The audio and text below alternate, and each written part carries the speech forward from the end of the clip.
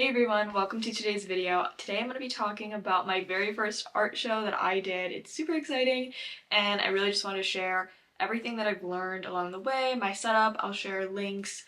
I'll talk about, I'm going to put like pictures up and just kind of like talk through the whole process, everything that I've learned, and hopefully I can help you guys out. For me, I watched a ton of videos and like other people and like what they did. It was my first show, so I really wanted it to be fun, cute, and affordable. So I'm going to share everything here in this video. So the first thing that I want to talk about is kind of like the design and the idea that I had in mind. I really wanted it to kind of complement my most recent artwork, which is like all my like animal series. I'll put it up here if you're not familiar, but it's my In Bloom collection. It's my spring collection. I had a lot of florals, a lot of animals, and it was just so pretty and special, so I really wanted to kind of like highlight that, and I wanted the booth to complement the artwork. And so I decided to go with kind of like a jungle-y theme. I had like these flowers hanging up like from the top of the booth along with some other leaves along the edges, and then I hung everything like just along the top. So I didn't have like enough artwork to even bring that was like floor to ceiling, or a car big enough to like bring all of that artwork. So I just had a top layer of originals, and then I had a separate section for prints, and I'll talk about that more. But yeah, so that was kind of like my vision. I was like, I want it to be like really like fun and colorful and also very like vibrant. So I picked some flowers that I love, hot pink flowers that I'm actually using in my studio as decoration, and I will be doing a full studio tour soon, so keep your eye open for that. So I bought flowers, and ones that I'm gonna reuse anyway, so it worked out. I felt like it really complemented it because all of my artwork is very bright and vibrant. Okay, so my setup experience. So our show opened at 10 a.m.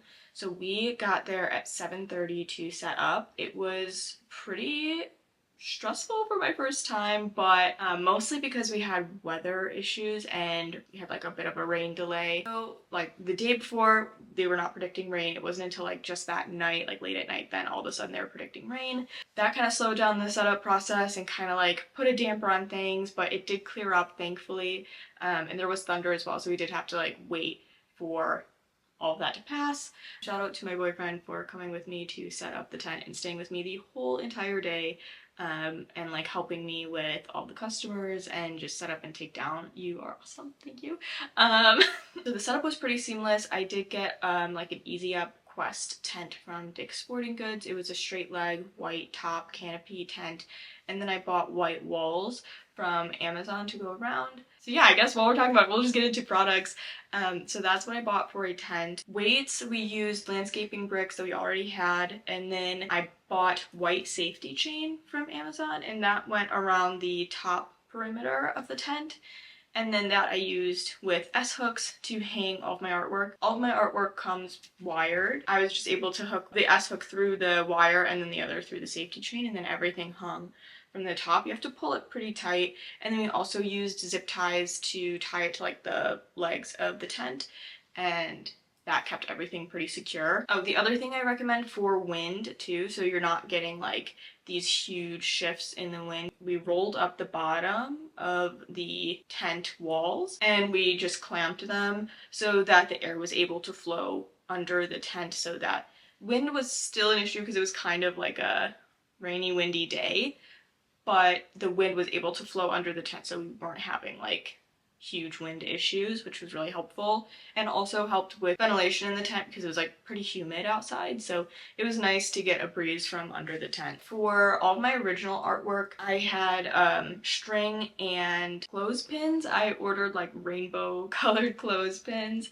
and I just clipped price tags to them and hung them from the top of the chain down so that people could see the price tag on the artwork. As like a first time vendor, I didn't have really sturdy walls to hang up your artwork because this is my first time. I wasn't sure if I was going to continue doing it, so I just really wanted this to be a learning experience. So then another thing that I had done in advance of the art show was I actually designed a bunch of like marketing materials on Canva. So I had business cards that I printed directly through Canva, and then I also designed thank you notes and certificates of authenticity, as well as price tags, just like labels, and then I just printed those out and I taped them to the artwork. So for example, I have little price tags, and then I bought these like little cardstock backs, and then I cut out the price tags and glued them. And I did all of that on Canva and then just printed it myself. The other thing I bought from Amazon, they come in a set all together, were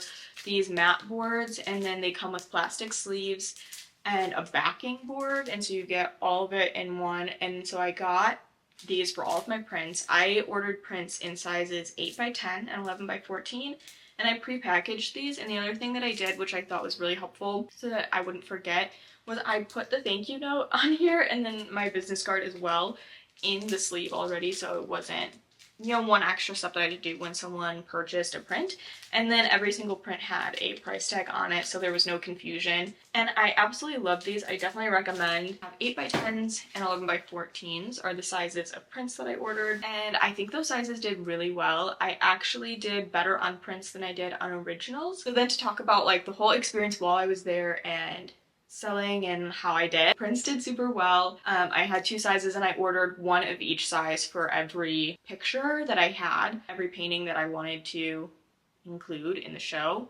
So for all of my animals, I had one 8x10 and one 11x14, and I completely sold out of all of my animals except one. And for my originals, I sold 2. Also in advance of the show, I made custom sleeves for the originals out of flooring underlayment. We're doing flooring in the house right now, so, and we have extra, so I used that foam and I created sleeves just so that when they sold, they could have a nice sleeve to go home and protect their artwork in the car. Artwork's pretty big, so the sleeves, they worked out, but it's pretty time consuming. Something that's important to me is artwork that's accessible. I wanted my artwork to be really reasonably priced, so I did tiers, and I actually had stickers that I designed years ago that I had printed and I just never really did anything with. So I had those for $1 each. I had $5 hand-painted watercolor cards with flowers on them that came with an envelope in a sleeve, and then I had $10 mini artwork. And I sold 2 of those. So I guess that, if that counts as originals, I sold 4, because those were original artwork. So I sold 2 mini 5x7s. And then I had my prints. So I said I did 2 sizes of prints, so it was $20 or $40. So I had the 8x10 size. These were $20. And then the 11x14s, these are $40. Actually, the bigger size did better than the smaller size, but they both did pretty good.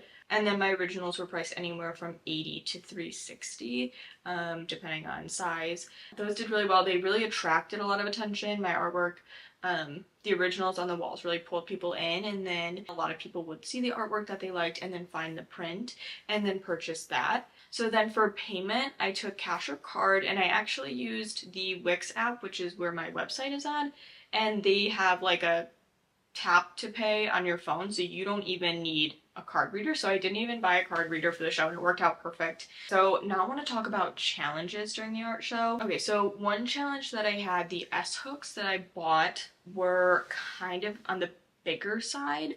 So I think if I were to do it again, I would buy some smaller S hooks for smaller artwork. I had a couple of like 8x10 artworks and 11x14s with a smaller back, like a smaller like frame. I mean, this was like a great size for the S hooks that I had, but when the canvases are skinnier, those S hooks were a little bit big, and we made it work, but they were just giving me all kinds of anxiety because they were like touching the inside of the canvas, and I didn't want any dents in the canvas, so I was like adjusting those throughout the show. The other thing I wish I would have done is include care instructions. For the people who bought originals. I have the care instructions for my artwork on my website, just saying like, you know, don't use like any like alcohol products to clean. Like if you're gonna clean, just use like a wet rag or alcohol-free soap. But I directed everyone to my website for any questions, and obviously you can always reach out to me if you have any questions on how to care for your art. The other thing I wish I had brought was a plastic bin. I had cardboard boxes to store like packing materials and the bags for like the prints and stuff. But those were all in cardboard boxes. We had to like put it on top of our cooler to keep it dry. I wish I had a plastic bin that I could have like kept like the box dry and everything. So it was fine. The rain cleared up and it wasn't an issue, but just in case, you know, it rains and the floor is wet, a plastic bin. I saw other people had plastic bins. I'm like, you guys are smart. You've done this before. So that was definitely a lesson learned. And then the other thing, which is a good thing, but I wish I would have brought more prints. I mean, they all sold, and honestly, we sold out pretty much, like, I think we had like 3 or 4 hours still in the show. So I would have brought more prints as well. Okay, so future art shows. Would I do another art show again? I would do another art show. I think for me, the art shows are going to be more of a like sporadic thing. I don't think I can see doing like regular art shows often, but I could see maybe like a couple a year. That would be something that I'd be interested in. But this first one was a great learning experience, and I'm really thankful that I was selected to be a part of it, and I had a great time. If you're thinking about doing an art show, I definitely recommend it. At the end of the day, it's a huge learning experience, and I feel like it really helped me grow. I was able to like give out a lot of business cards and get my name out there a little bit more. I just really enjoyed like talking to people too at the art show. It was really good. So yeah, if you have any questions or comments, please let me know in the comments below. And also, if you're an artist who has done art shows before, please feel free to share your tips in the comments. We can all like learn from each other and kind of create a space for that. So yeah, thank you so much for watching. I have a bunch more videos coming up for you guys. I'm going to do a whole studio tour of my new art space that I'm currently sitting in. And then I'm going to do another video on how I create my collections, like how I conceptualize them, how I plan for them, and really like just the whole process start to finish. So keep an eye out for that. But thank you so much for watching. I hope you enjoyed this video. Please give it a thumbs up and subscribe to my channel so you don't miss future videos. Bye everyone.